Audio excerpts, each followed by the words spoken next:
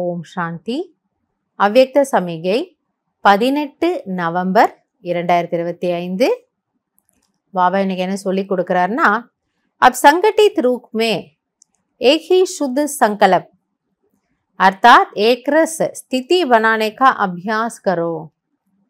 பாபா சொல்றாரு, இப்பொழுது நீங்கள் ஒரு குழுவாக சேர்ந்து எல்லாரும் ஒரு சங்கல்பத்தை உருவாக்குங்க.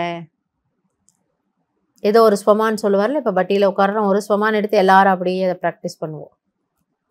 அதாவது குழுவாக அமர்ந்து ஏதாவது ஒரு சுத்த சங்கல்பம், அதாவது ஏக்ரஸ் நிலையை உருவாக்குவதற்கான பயிற்சி செய்யுங்கள். தபிஹி விஸ்வக்கே அந்தர் சக்தி சேனா கா நாம் பாலா ஹோகா. ஸோ நீங்கள் எல்லாரும் இது போல் எப்போ ரெடி ஆகுறீங்களோ அப்போது இது ஒரு மிகப்பெரிய சக்தி சேனை. சேனைன்னா அதில் இருக்கிறவங்க அவ்வளோ நல்லா கேப்பபிள், பவர்ஃபுல்லாக இருக்கிறாங்க, அவங்க ட்ரெயின் ஆகிருக்கிறவங்க.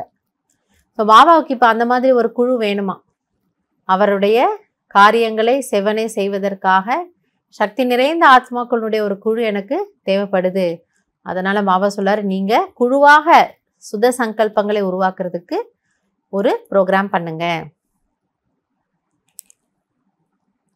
जब चाहे शरीर का आधार लो और जब चाहे शरीर का आधार छोड़कर अपने अशरीरी स्वरूप में स्थित हो जाओ. எப்பொழுது வேண்டுமோ இந்த சரீரத்தை ஆதாரமாக எடுத்துக்கொள்ளுங்கள் மற்றும் எப்பொழுது வேண்டுமோ இதை விடுத்து தன்னுடைய அசரீரி ஸ்வரூபத்தில் நிலைத்திருங்கள். அந்த சக்தி சேனை என்ன செய்யணும்? ஒரு கூட்டமாக உட்காந்து நம்ம பட்டி பண்ணுறோம், எல்லாரும் சேர்ந்து இந்த ஒரு பயிற்சி பண்ணணுமா? நான் இப்போ இங்கே இருக்கேன், இதை விட்டு போகிறேன், மேலே இருக்கேன், எல்லாரும். அப்போ அது ரொம்ப பவர்ஃபுல்லான ஒரு வேலையை செய்யும். जैसे शरीर धारण किया वैसे ही शरीर से न्यारे हो जाए. यही अनुभव अंतिम पेपर में फर्स्ट नंबर लेने का आधार है. ஸோ எப்படி எனக்கு சரீரத்தில் வர்றது ஈஸியாக இருக்கும், முழு நாள் ஏதாவது ஒரு கர்மம் செய்துகிட்டே இருக்கிறோம், அப்போ இதுக்குள்ளே வந்து ஆக்டிவாக இருக்கிறதுனா நமக்கு கம்ஃபர்டபுளாக இருக்குது, ஈஸியாக இருக்குது. ஆனால் கூடவே எதுவும் நமக்கு ஈஸியாக இருக்கணும், பிடிக்கணுமா?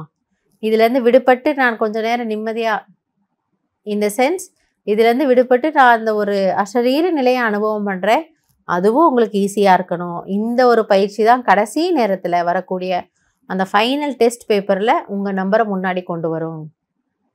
ஏன்னா இதை பண்ண முடியலன்னா அவங்க இப்போ பின்ன ஃபெயில் ஆகிறாங்க, பண்ணுறவங்க பாஸ் ஆகிட்டு முன்னாடி போயிடுறாங்க.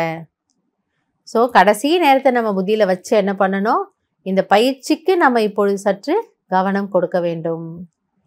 சரீரத்து வேற, நான் வேற, சரீரத்தில் இருக்கிற இதை விடுற, மேலே போகிறேன், இல்லை சரீரத்தை சாட்சியாக பார்க்குறேன், எப்படியோ அந்த விதேகி அப்படிங்கிறத நீங்கள் அப்பப்போ பயிற்சி செய்து பாருங்கன்னு பாபா நமக்கு ரொம்ப அன்பாக இனிமையாக புரிய வைக்கிறாரு.